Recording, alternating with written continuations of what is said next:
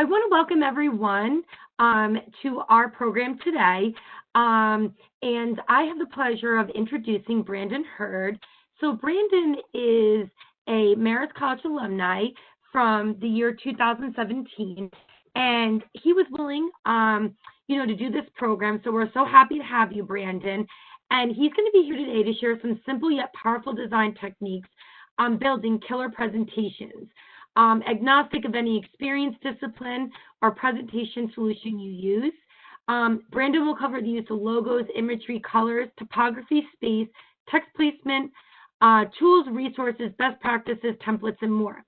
So we're really happy that you're here with us, Brandon, and we're really looking forward to learning a lot from you today. This program was sponsored by the Senior Year Experience and also the Alumni Office. And so, throughout this presentation, if you have any questions, I'll be monitoring the chat, and you could type your questions in there. And once Brandon is done with his presentation, I'll go through the chat and throw the questions out there, and he'll be able to provide some answers. So I'm going to turn it over to you now, Brandon, and looking forward to the presentation. First of all, thank you all for having me. I feel like it has been a while since I've done something with Marist. I graduated in 2017, and I guess the thing that kind of got me thinking about this, I've been a part of, I don't know if you all know Helen Rothberg. She teaches the strategic management capping course, and I've gone to about, I would say, like maybe 4 final presentations since I've graduated, and this year we had the opportunity of hosting one of the classes' business competitions. So our company sponsored it, and they got to present to RGA and also Nike, who's our client based in Portland. And I was just kind of surprised to see like the kinds of deck styles that we were looking at.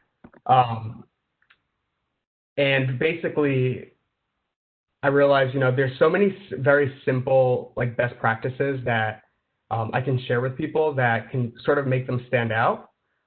So that's basically what this presentation is.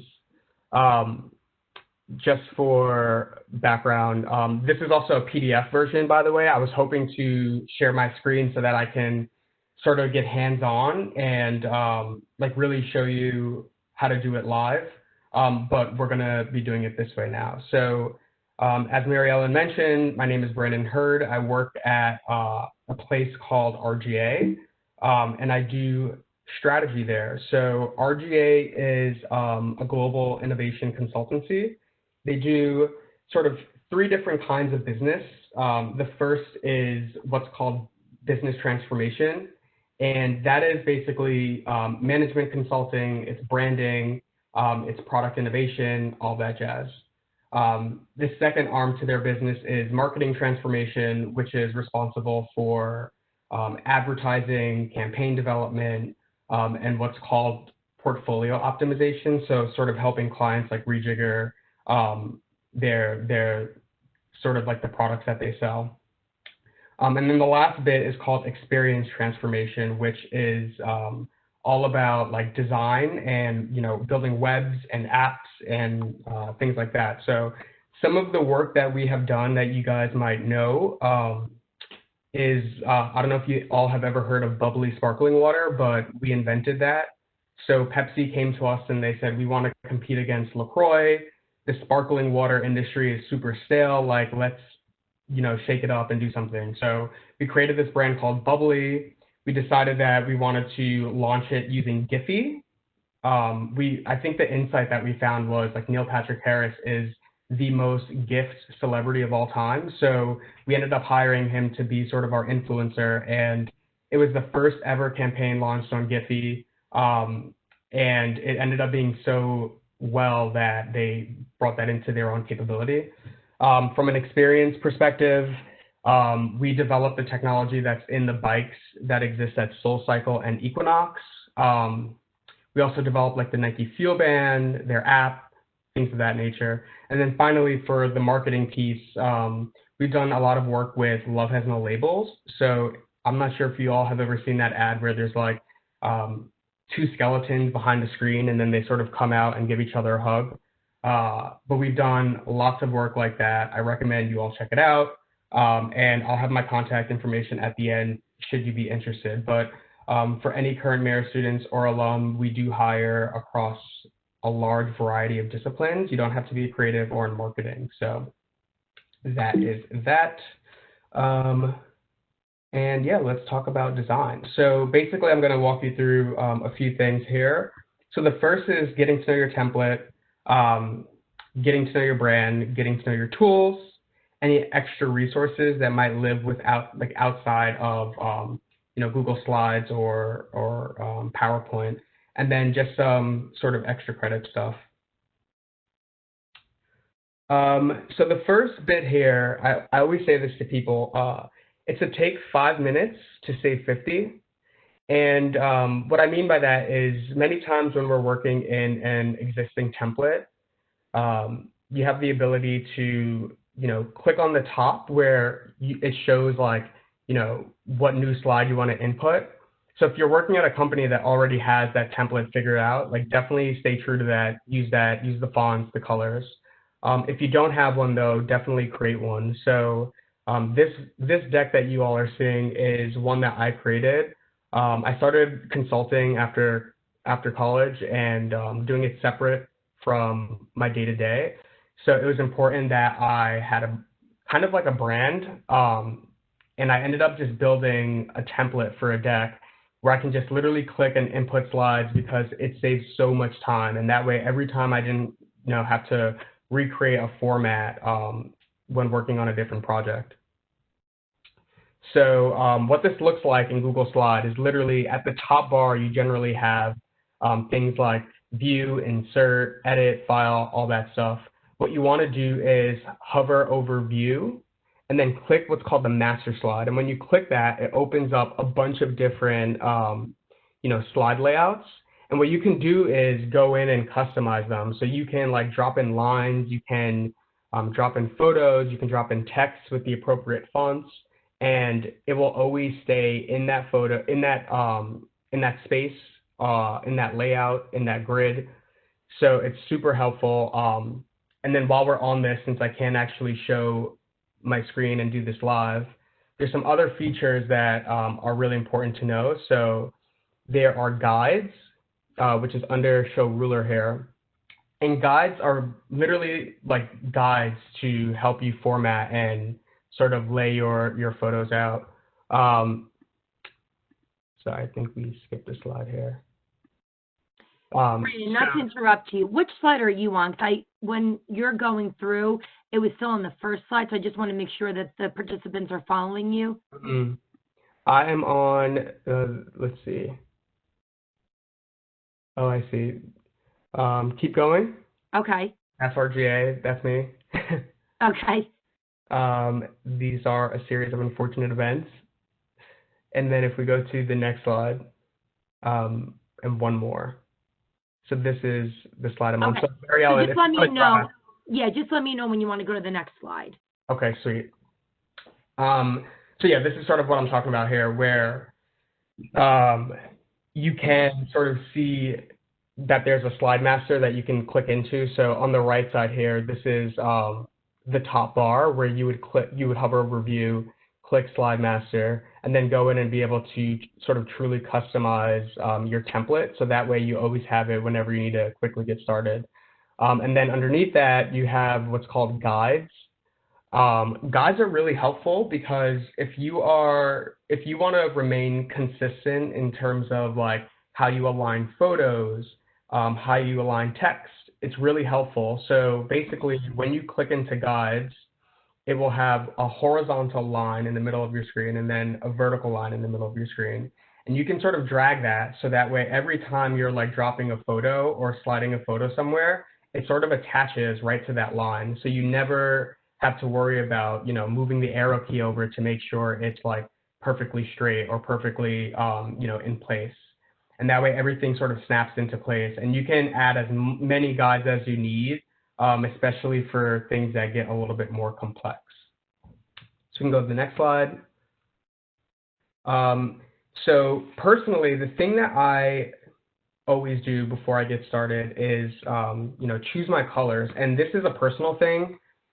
I think people often forget that presentations are visual. And I've seen so many presentations where there are just hella words, and it's like, if there were supposed to be that many words, you could put that into a Word doc and deliver it that way.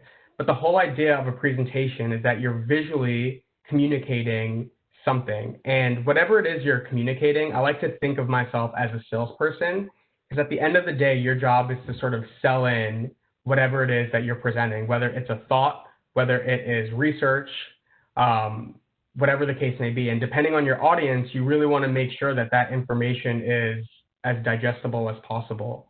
Especially, I mean, I've been in times where I had to talk to people who absolutely hated data, and they like were super creative, wanted nothing to do with data. And of course, we had to, show them that everything that was data oriented.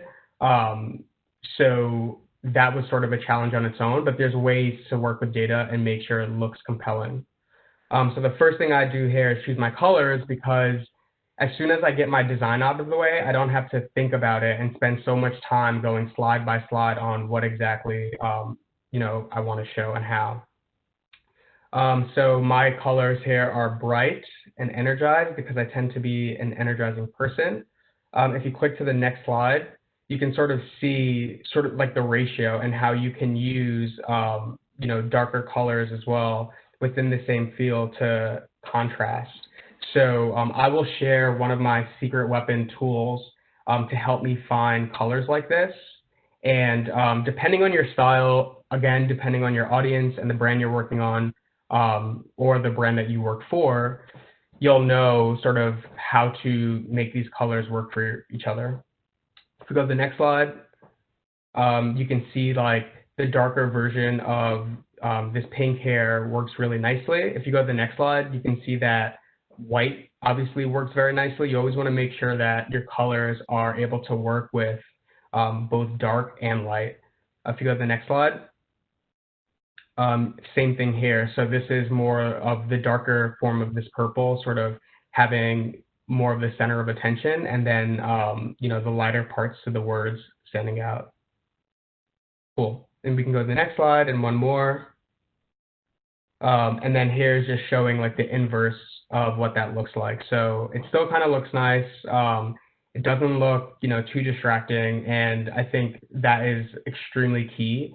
I know in college many times we gravitated towards using, I think it's called Prezi, and I just found Prezi to be so distracting. Like, you're more interested in the animation and how it's moving than you are in the content. So that's something you kind of want to avoid. If we go to the next slide, we're going to get to knowing your brand. So I always tell people this, you want to be the smartest person in the room. Before starting a deck, you should take time to understand your client's brand, including its guidelines, proper logo use, and language that they may or may not use. So I used to work on BMW, and if you work on BMW, you cannot call a BMW a car. They will be very, very offended. So you have to call it a vehicle. And things like that were just like small things that really mattered. Thankfully, I had a team that warned me, but otherwise you can kind of look at sort of their communications and see how they talk about themselves.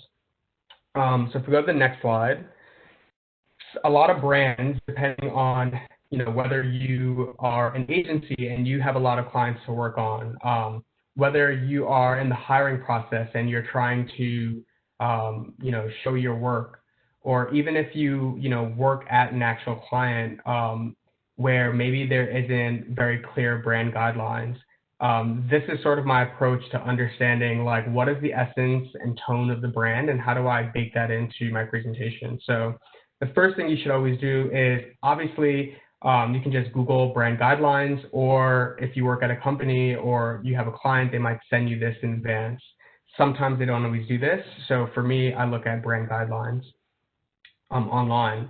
Another thing that I do, and this is sort of the thing that got me into the habit of creating pretty decent slides, I would spend some free time, like literally just Googling other brands' brand guidelines.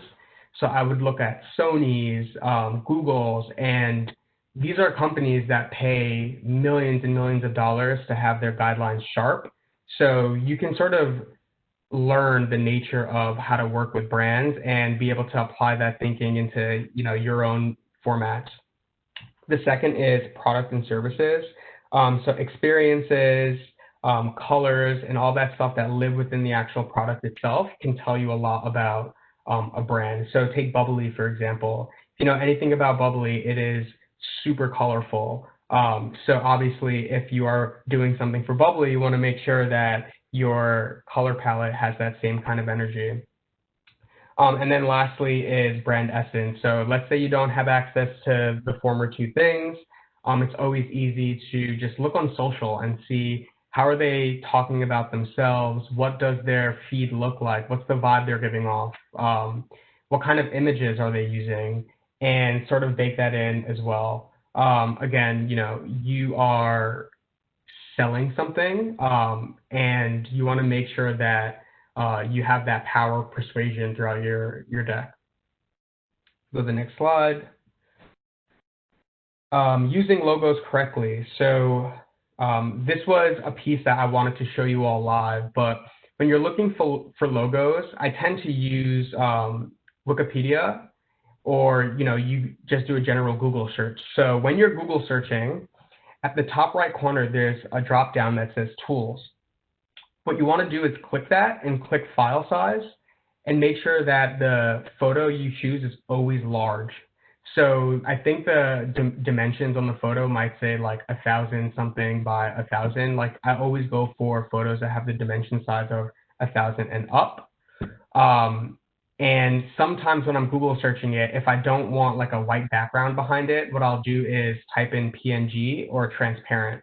And then when you click on the photo, it'll pop up and you might see like those white and gray grids behind it. That generally means it's transparent. I always make sure that when it is a large file to save it first and then upload it onto my presentation. If I'm feeling lazy, I might just click copy and paste depending on how I need to use it. And then, of course, always double check that it is the most up-to-date website, the most up-to-date logo. There's been a few times where there were just slight differences that I didn't catch and put that in a client deck, and clients don't like that. If we go to the next slide, I think it looks a little pixelated here because I'm sharing my screen, but basically you can kind of see the difference. And on my screen, the top left is actually the most clear logo. And this is one that comes from Wikipedia. So again, Wikipedia logos are generally transparent. They're generally large in size, and they work pretty nicely. Other ones on the right here is kind of what you want to avoid, especially if you're using a colored background. Many times, it's just like a pain in the ass to like delete this white space. If you have a Mac, there's a way in Preview where you can delete it. If you're in PowerPoint, I think there's a tool that you can select that removes sort of the background, but it's just an additional step that you can completely avoid. Next slide. So now we're going to get to some tools. So, I'm sure this is obvious, but the details matter. Your template should feature, consistent font sizes and colors. And you want to make sure that you're using sort of the right shapes as well. Is your brand or company kind of like a circles company? Is it a squares company? Are there a lot of lines? Do you have the freedom to sort of customize? A lot of that stuff matters, and you can actually make some interesting stuff depending on that. So one of the first things I do is remove any sort of automatic shadowing or borders when creating shapes. I cannot tell you how many different presentations I've seen where people actually think this looks good. And I would honestly say if you're advanced in using those kinds of formatting tools, then I would definitely go for it. But if you're not, kind of avoid them. The only time I really use shadows or borders is when I'm taking screenshots from other documents. So that's one way of doing it. Another way of kind of hacking screen grabs from different decks is by using, what I would do is I'll search for like laptop PNG, and I'll get an icon that looks like a MacBook and then place that, that screen grab in that. So it kind of ends up, looking like it was meant to be a screen grab. And then, as I mentioned before, turn on your ruler and guides to keep everything aligned and in place. And again, pay close attention to the details. So the internet is full of amazing imagery. You just have to find the right picture for the right content. I have spent so many hours on this, but it could definitely make the biggest difference in your presentation. I mean, think about like the emotion you're trying to evoke out of what story you're trying to tell. Do you want people to feel energized, right? Do you want them to feel inspired? How do you couple that with color and words to deliver that message? I think that, there's so many different tactics like that. If we go to the next slide. So this was another sort of live moment, but basically there are features that I think a lot of people, really easy features that people don't realize they can work with. So if we're looking at the bottom right photo, again, what we want to do there is make sure that there isn't a border. If there is a border, just make sure that the color works. Right now, that color doesn't work. If you're looking at the photo directly to the left of that, I have seen people that actually think this looks good, and I'm just like, no, it does not look good. What are you doing? Again, like that rectangle should be the color of the brand that you kind of have been sharing from the beginning, and the font and the color should be on par with that. If you look at the photo, the rectangle on top, the black rectangle, so there is a way where you can click both bits of text, and then if you right click, you can have those text boxes aligned. So rather than trying to drag the text box and making sure that they're both like on the same right side, there's a format that does that automatically. I think it's called like, I think it's literally called Align. You can either right click and find it if you're in Google Slides, or you can go to the bar and click Arrange. And then there's the option to either align it all the way to the right, or all the way to the left. You could align it to the top, the bottom, you can center it. It's just so easy. So like if I am working with, like as I was going through sort of my table of contents for the presentation, I didn't manually space out those circles. What I did was I put one circle all the way at the end, selected all of the circles, and then I clicked evenly distribute, and it basically separated the circles perfectly so that I didn't have to drag them and make sure that the distance was completely even. And then on the top right photo, there is that ugly shadow, which is not doing the rotunda its most beautiful favor. And this photo is kind of long and rectangle, but you can certainly get comfortable with how you crop things. This photo, again, is a very large file size, so you have the ability to make it full screen and it'll still work, but you might just have to, crop certain parts of it. If we go to the next slide, it's all about eye candy. As I just said, if we go one slide more, next slide. So this is, I've seen a lot of people do this. They'll take a really good photo and distort it just so that it works for them. If the photo doesn't work under your circumstances, then you either need to find a new photo or don't have the photo at all, or consolidate your text and reorganize it. You kind of do a disservice to a photo like this. If you go to the next slide, it's very cool to get comfortable with space. Depending on, again, the kind of story you want to tell, full-sized images work really nicely to say interesting messages. I think too many times we get caught up with the number of slides that you have. The last major presentation I had was, no joke, like 350 slides. It was the longest presentation I ever created. But a lot of these slides had very simple, simple slides, full bleed images, powerful words, and they told compelling messages, which made sense because our audience that we were working with were creatives. So if you go to the next slide,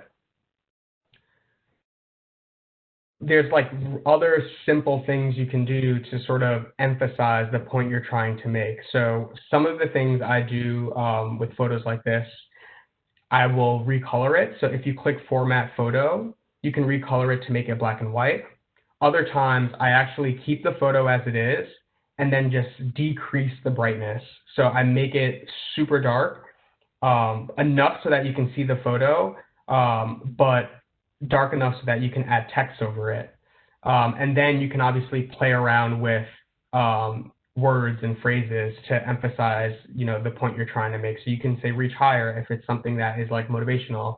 You can say goals or something, or buckets, and like make the text bigger with an exclamation mark. So there's a lot of different sort of small tactics that you can do with photos, and you can provoke different kinds of emotion. So go to the next slide. So I dropped in sort of a bunch of different charts and frameworks that I've liked over the course of time. But this is really to give you a sense of how you can take in and export information. So before I share these frameworks, whenever I get started with presentations, after having my template in place, I kind of figure out what is my storyboard or my outline. As a strategist, I spend lots of time researching, and there's a lot of qualitative information, there's a lot of quantitative information, and I'm just trying to figure out like what is the story that I'm trying to tell. If you're not giving a presentation like this, you're likely bringing someone through, a kind of journey where you're telling them like, this is the thing that we found, this is the recommendation, this is the implication, blah, blah, blah. So I always make sure that I put all of my information into a Word doc. This is my personal preference. I know people that will have to write it out or, post it, which sometimes I do. And then I have this Word doc, and I kind of look for like the patterns of the things that I'm saying to kind of craft my insight. And then as I do, I start cutting, things that are repetitive in my story. And then I reorganize, and I'm like, okay, this is the introduction, this is the hook, this is my thesis statement. And I really think about it as if it was like a legitimate story. Like, what is my position on this? What is the opposing view on this? And what is the thing I want to leave the reader with? So I literally do that no matter what kind of presentation it is, for the most part, and just make sure that it has that same logic as a story. And another useful technique is to literally just Google search and go to images and then look for storyboard template. And basically it's like a grid of different like empty slides that I like to print out. And I will just write my headlines on those slides to make sure that, all the beats to the point I'm trying to make are there. So if we go to the next slide, this is one of my favorite frameworks. It's so simple, but you can do a lot of different things. So what this framework is saying is it's talking about the difference between story and system and how those differences can actually make what's called a connected brand. So this is the framework we use at RGA as we talk about ourselves. So RGA was a motion graphics animation company when they started. They did the first animated logo for Superman. They did all of the animation for Aliens. And then over time, they were like, okay, shit, there's technology out there that is doing this. We have to change our business. So they ended up entering the tech space. And, in the past, I guess, few years, we've always been used to sort of passive media behaviors, like listening on TV and radio, watching, reading. And now there's so many different kinds of behaviors. You can swipe, you can tap, you can Twitch, you can TikTok, like all these different things. So we call it story and system, where story is the central sort of strategic thought. It's what you say and believe. And the system is sort of that technology piece. It's the behavior. It's what you do. And when those two things intersect, you have what's called the connected brand. So I just shared that entire story talking around these circles. You know what I mean? So using shapes and stuff to think of frameworks like this. And it's not easy. I mean, many times when I'm looking at like my information on a page or on Post-its, I'm like, what is a really interesting design element that can tell this kind of story? If we go to the next slide, this is the process that I used for a startup I was working on. This is the naming process. So literally, how do you name a brand? There is this process. So naming is one of the most sensitive processes of brand building, especially for startups, because you're generally working with someone who has really strong attachment to what their company is called. And you have to kind of convince them why that name doesn't work, and why there is a better name that can really work for them long term. So just like a really easy, digestible way of showcasing this process here. So the first part being name generation, second part being this long list, and so on and so forth. But you show the arrow at the bottom to show that this is a linear sort of process. Go to the next slide. This is one of my favorite frameworks. It's actually a form that we generally give to startups. And I say a lot of startups because at RGA we have what's called a ventures program. So we incubate startups, and in exchange for some equity, we give them creative brain power and strategic brain power to help them actually create their product. So value proposition and strategy basically communicates in the simplest way possible what is the thing you have to offer. And generally, we find that with entrepreneurs, they want to say everything. They want to talk about the whole thing. And it's like, what is your elevator pitch, right? Like literally in 2 minutes, what's that thing? So to help them develop their value proposition, we basically say, communicate to me why you're doing what you're doing in that first bucket there on the top left. Then communicate to me what you're doing, for who you're doing it, when and where and how. And then at the lower piece of that, there are what are the key benefits to this? What are the features? What are the reasons to believe? And then there in the middle, like lies the intersection of what is the thing you're selling. So it's like brand X is offering X, Y, and Z to this person because we want to do this, right? So kind of like a very simple equation for people to fill out, but a very easy way of communicating that. Next slide. This is us showing tension. So many times when we're trying to communicate, different why different brands can sort of show up in a certain place, we highlight tensions, where the left side will say one thing, the right side will say something else. This is, again, an easy way to show opposite things. Especially as you're trying to land on a really interesting insight, because insights usually come from, a wide range of different findings and knowledge. And many times you can craft insights between tensions. So for Amazon, we were saying, they highlight a prioritized message, but it's flexible enough to hold future content. And that is sort of like the tension that we're showing here. Next slide. This is one of my favorite frameworks because it works for so many different things. It's basically an X where you kind of show what is the solution or the recommendation or whatever it is that lives in the middle. You can use this framework to show a brand idea, right? So this was one we worked on for a startup. So their values on the right is stronger with others. They're founded on openness. They're evolutionary by design. Their personality as a brand, they're fearless, they're collaborative, they're mindful, intelligent, energized. Their purpose, which is why they exist in the world, is saying, we solve the world's biggest social and mobility challenges together. And the positioning here is, a place where people can come together and collectively engineer movement so that we may thrive. And this idea of, engineer together is sort of a very simple way of kind of understanding like what the brand is about. You can also use this framework for different things. So we use this framework when we're showing a research approach, where each space that you're seeing here will say like the company, competitor, the category, and culture, right? Like that is one approach to research. So when you show those 4 bits, in the middle, you might say, this is how we unlock, insights. It's by looking into, those 4 areas for research. Next slide. This is one of my favorite frameworks, just using shapes to explain what brand strategy does for a business. So a lot of times I've learned that people don't always understand the role of a brand in their business.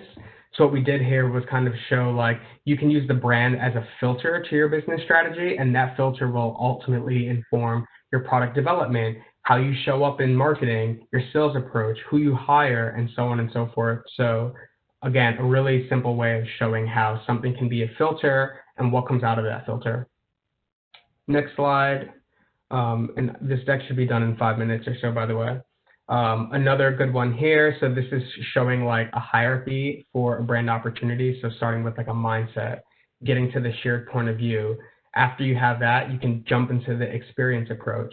And then after you have that, you want to go deep into the brand benefits. So it's showing like what is the top down thing you want to do, ultimately to communicate the very specific thing to your audience. Next slide. And this one was an old framework for a brand I used to work at, but this was kind of very quickly showing what a strategy and approach was on a page. So they listed like the goals or objectives, what the company's role was in that, and then what is the market strategy, the consumer, and then the creative platform. Again, another simple way. Many times you don't get to have these many slides. You have to put stuff in like five slides, or even if you get 1 slide, this is an easy way of putting a lot of information on 1 page. Next slide. So last bit, if we go to the next slide, these are some of my like secret weapons. So I would show you these, but I can't share screen. So Small PDF is a website. Like if you just Google Small PDF, it will take you to a place where you can, let's say you have a PDF and you're like, how do I get this PDF into a PowerPoint? You can literally convert the PDF into a PowerPoint. You can convert it into images. You can convert it into a Word doc. So it's really malleable that way. I think it is super helpful if you have a very large, PowerPoint presentation that is a PowerPoint file. You can convert it through Small PDF and make it like a PDF, or make it text, images. So it gives you that freedom to sort of customize. SlideShare is another one. If you all don't know about this, definitely get on it. It's owned by LinkedIn. So basically, it's a repository of slides that people have created and uploaded. So you can literally, there's like so many slides on problems that I'm trying to solve. So I would literally Google, what is Coca-Cola's competitive advantage? Someone probably made a slide on that, or like an entire presentation. And you can see a bunch of different slides for free that people have created. You can save them. You can clip certain bits that you like. You can upload your own slides on there. So it's a really good way for you to, 1, get access to information, but 2, be smart about different design styles and different design practices. Like there's some decks on there that are hideous, but there's others that are like gems. The last 3 here. So this one's Adobe Color. So this was sort of my approach to how I come up with color palettes. So I think it's like color.adobe.com. But basically there's a main color, and if you drag that color onto a color wheel that they have, it shows you all of the colors that work well with that one color. So you can find analogous colors, you can find monochromatic colors, triad colors, so like all of these different styles to one specific color you're trying to work with. Noun project is really good for icons. If you're looking for like iconography that shows like a telephone, you can find very consistent styles of icons so that they don't look different from each other. And then the last one is clip converter. You can really use any converter for the most part that pops up in like the top 3 Google searches. But this is just like converting a video to MP3 and so on. Next slide. Extra credit, that's just more questions. So if you guys have any questions, let's chat. The next slide is my information. Feel free to connect with me on LinkedIn, Twitter, or the Gram. And I think we have 10 minutes left, so that will leave us some questions. Thanks, Brandon. So if anybody has questions, there are a couple in here in the area of questions and answers. So I'm going to read those, Brandon, so maybe you can answer those. Yeah. So one question is, and again, if you have any other questions, feel free to type them in and I will read them and get you your answers. So one question is it possible to do that across a number of slides? I think they're referring to aligning the text boxes. So can you do that across a number of slides? So it depends. If you're using PowerPoint, there's a feature called, it's like a format paintbrush. If you set up like the format that you're trying to do, and you click on the paintbrush, you can basically like rub that paintbrush across your content and it automatically does like the same repetitive thing. It's kind of like a copy and paste, but not really. If you're working on Google Slides, my suggestion, if you're trying to stay consistent with separating or aligning boxes or text, highlight them, just click copy and paste.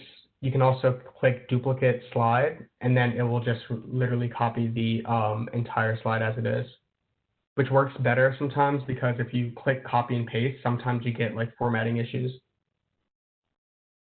Good. The other question was when adjusting or contrasting an image, are there ideal and less ideal fonts and boldness for the setting? And do you have font recommendations? Good question. I was actually going to have a whole section on that, but I didn't have time to add that. Yeah, so I will say in short, do not be one of those people that think it is amazing to add like script font with like thin font. It just doesn't work. I tend to go for, and I hope I get this right, I think it's sans serif fonts. Let me Google it really quick so I don't mess this up. But it's fonts that have, let's see. Okay, so sans serif fonts are fonts like this that you're seeing on the screen where they don't have a hook at the end, like Times New Roman. So actually, depending on the client that I'm working on, I will switch between those. So I personally always go for sans serif fonts. I like to keep them thin when I'm in the body of the text. When I'm making headlines, I usually make them bold or medium. The thing you always want to do, whatever point that you are trying to make, and I emphasize you because if you're working with creatives on like a collaborative presentation, this can be a little bit tricky. But whatever thing you're trying to convey on your slide, you want to make sure that that is the biggest and boldest thing you're saying. The goal, I mean, as I mentioned, like you're telling a story, right? So every headline should explain what that slide is talking about, and everything else on the slide should only be for providing context. So if I was going through your deck, I would just be reading headlines, and by the time I get to the end, I'll know exactly what's going on because you said A, then B, then C.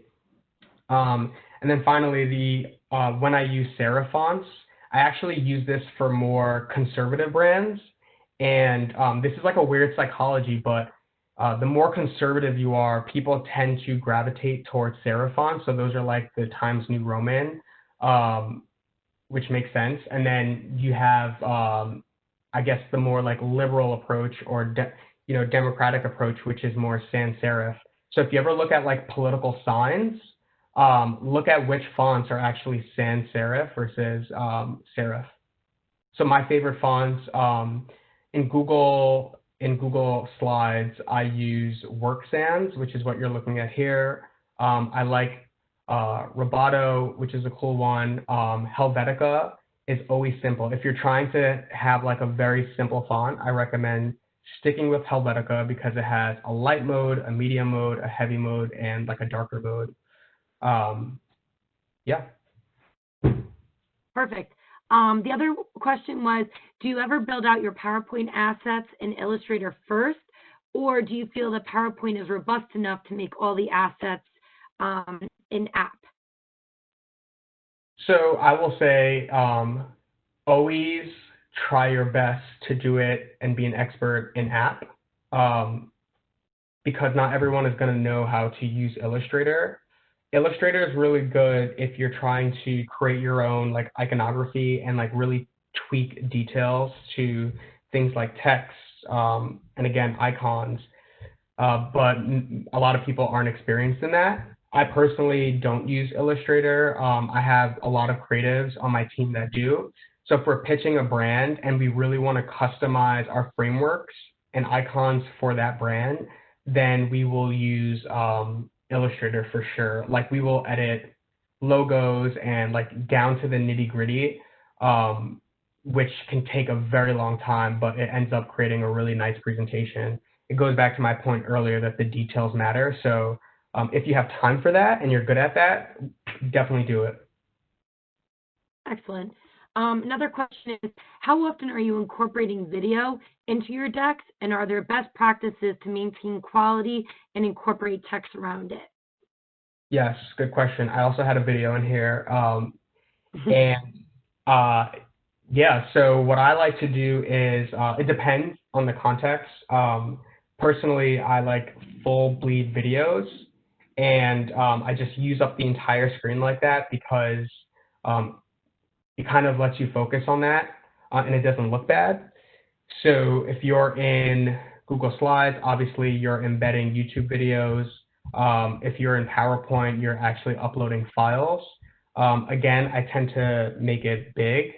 If I can't make it big, it goes back to that hack that I mentioned earlier around using an image of like a MacBook or some sort of computer screen. So basically, if you Google like MacBook PNG icon or something like that, it will give you like the outline of a Mac with an empty screen. So I put that into the slide, and then I put the video like through its proportions, like on top of that, and it looks like it's actually a part of the Mac. So that's another way I sort of get by with that. And also, if you're on Google Slides, you can use GIFs. So I cannot tell you, no matter how fun or serious the brand is, GIFs are extremely, extremely helpful and effective. Other questions? Let's see, I see one here. Which of these presentation building approaches would you suggest for creating a personal presentation to be used during a promotion panel interview? I don't know what a promotion panel interview is, but I would say that if you are incorporating a narrative about yourself into a presentation, give it meaning. So walk whoever it is that is understanding this presentation through the journey on what, why you created this brand. Kind of like how I mentioned, like my color palette that I chose is bright because I tend to be energetic. Just walk them through your design approach. Great.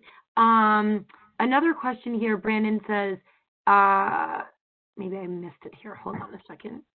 Sorry. Did you talk about the animated assets? Sorry, I had to step out for a second. No. What's that question? Okay, so the question is, do you ever have animated assets built directly into your decks? And if so, are there best practices, and how do you prevent them from becoming distractions? That's a good question. So that also depends on what tool you're using. So Keynote, if you have Mac, I'm not an expert in Keynote, but rumor has it Keynote is apparently the best tool to use for creating presentations. When I do use Keynote, I use so many of their animations. Again, an animation in anything you do, it should be telling a story and walking people through a journey. So, for example, when I was working on a startup, we showed them a dot. Like the slide was literally a dot on a page. And then when we clicked into that animation, the dot sort of expanded, and we explained to our client how this dot and these dots now can tell a story. So, for example, you think of Google, right? Google has the yellow, green, red, blue that we all know. They took those colors and put it into a dot, and they turned those dots into a line. So there was like a blue dot, a red dot, a yellow dot, a green dot. And then when the line sort of waves, you know that Google is listening, right? When the line of dots shake, you know that it is confused. So as a branding agency, we were able to sort of explain to our client how those movements made sense to a brand, right? We live in a world where a brand can communicate to you through like the vibration of your phone. When Siri is like pulsating, you kind of know what she's saying to you. So those movements are important. I also suggest, if you're trying to create your own GIF, or let's say you do a screen record on your phone, you can actually take that screen record or your video, and there's apps where you can upload that video and upload a select amount of photos to create your own GIF, and then you can put it in the deck. The thing you want to do to make sure that it's not confusing or distracting, don't put a lot. GIFs and video and animation are like photos. You want them to kind of stand out and tell a story on its own. Great. If you did a presentation for Maris, would you use Times New Roman or Helvetica? I can't even pronounce that. Helvetica. Yeah, Helvetica. I would use Times New Roman. That is, if not the Maris font, it's the closest one to it. I think that makes sense to the college. But when I was in student government, I was recommending to the college a more sort of liberal approach to something, and I decided to use Helvetica because I like wanted to convey that emotion and what I was trying to sell in, and that was like the context in why I used that font. So, yeah. Great. Yeah, they're great questions. All right, for color palette, when you get the brand catalog, do you limit the number of colors used? More than 3 ever? I definitely have used more than 3. I mean, in this deck alone, I think I had maybe like 5, or I actually had a lot more than that. Ultimately, it ends up on what the brand guidelines are. Many times, brands are very clear about when and why you use that color. So when I worked on Coke, for example, the Coke Red was the one that you always basically used. And then when you talked about different verticals and different brands, so like the decaf Coke versus the lime Coke, there's other colors that we would dial up or dial down. So for other clients, again, it's whatever their brand guidelines say. When in doubt, just stick to the main color fonts, the main colors that they use. When it's for you, just be cognizant of the story you're telling, how you're using those colors, and whether or not they're distracting. Great. How many UX best practices are you incorporating into your slide creation? That's a very good question. I would have loved to show that live. So UX is like user experience, and personally, I tend to spend lots of time on this. I have a book that's called Design Thinking in my room, and uh, as I mentioned before, PowerPoints and presentations are all visual stories. And design is different from art, right? Art is about expression. Design is about expression that services solutions. So you can use design to solve a business problem, right? So if we look at those frameworks, for example, those frameworks are very thoughtfully designed sort of user experiences to help us convey an idea, or yeah, to sell in an idea or showcase an approach. If we're talking more about like legitimate experience design, if you're working on like an app or something, the key is to obviously show the journey step by step. So, what does sign up look like, and what are all the things that they click? Just enough so that you contextualize to that person what that user's experience will be like if they were to use this really cool app that you're creating. Great. There's a follow-up question to the color palette question. So hmm are you templatizing your decks, like all headlines are one color, all body is one color, etc.? Generally, yes. So in an ideal world, what I would have shown you through the master template that I create, I have different layouts for different instances.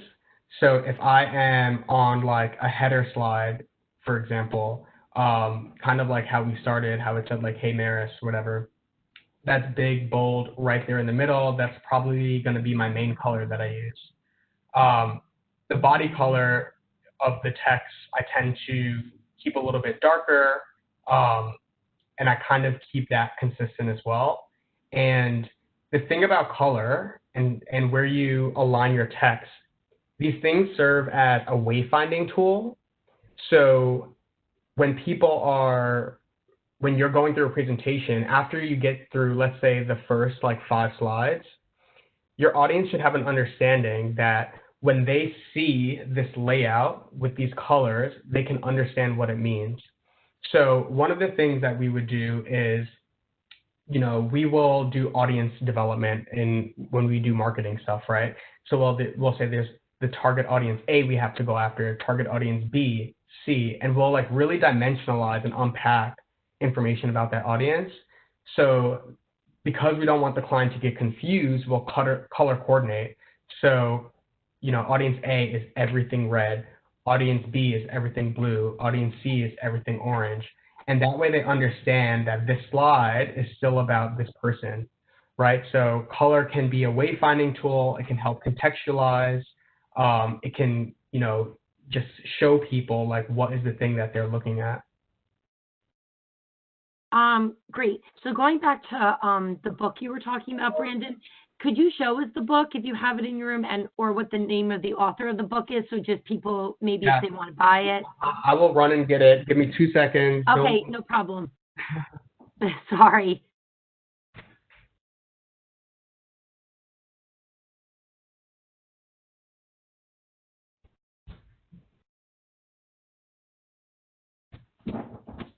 Well, you can do that in real life presentations. So I guess that's the perk of presentations. So it's called Design a Better Business. I think hopefully it's not inverted, but it's by Wiley, and it says new tools, skills, and mindset for strategy and innovation. So the book actually teaches you about strategy, innovation, design best practices, and I mean you could look at just like the way they organize stuff. Um, and it's just so helpful. They're like, when you're trying to map out all your research, you can follow this, format and this work, kind of like a worksheet, and just like apply it everywhere. So this is definitely one of my secret weapons. Great. Thank you for sharing that. Another question is, do you ever share your templates or samples, or are any of your decks on SlideShare like you were talking about? And if yes, how searchable are they? Okay, good question. So the first really nice deck I ever made was for my capping presentation, and it's on SlideShare. I think it actually has hundreds of downloads. That presentation basically got me my job now, and it was for Samsung, and I like researched the heck out of Samsung. So I would look at their sustainability reports. So that's another hack. Like if you're trying to really learn design, if you Google like a company and then write sustainability report PDF, it will pull up the whole sustainability report, but those are reports that have to get very carefully designed because it's conveying a lot of information, right? So I would learn all of these different design styles, and a lot of that thinking went into that deck. So I think if you just Google Brandon Hurd SlideShare Samsung, I think it will pop up. It's like something on smart home entertainment. But to your earlier point, most of the time, depending on the audience the deck is for, I will create the deck from scratch. I am personally very adamant about that. I think that those details matter. But usually when I'm consulting, I have a sort of a plain template that I use, and I do that on purpose because I don't want my design to completely convince or persuade my client in one way. I'd rather them see things neutral until we really start to unpack like a brand identity. No, that's great, Brandon. That's all the questions that were in the Q&A. I don't know if anybody else has any other questions. We can give it a second. Checking in the chat as well.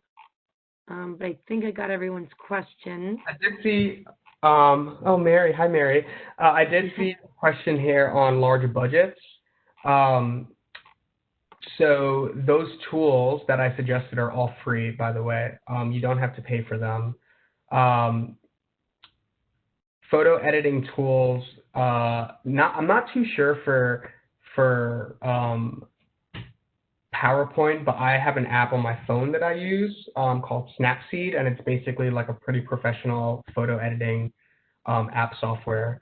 For newsletters, because I'm crazy and don't really know how to use InDesign, I tend to actually make my newsletters on Google Slides. I just change, if you go to the file, you can change the dimension of the layout of your slide, and I would make it into like a normal sort of letterhead, and then drop in my logo, organize my lines, and then do it that way. My resume is actually completely built on Google Slides, so that is sort of how I play with the design on that.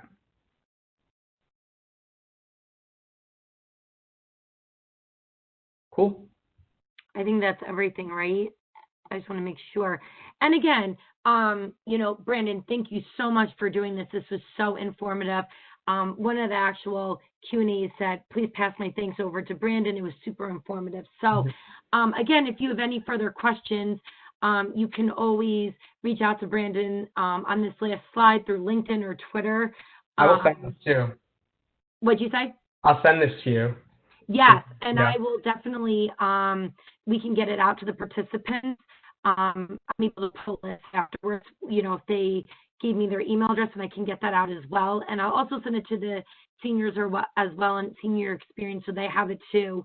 But again, we just want to thank you so much on behalf of Maris for putting this together and providing this wonderful information. So thank you so much. Of course, thank you. Bye, everyone. Thank you, everyone, for joining us. Hope you have a great evening.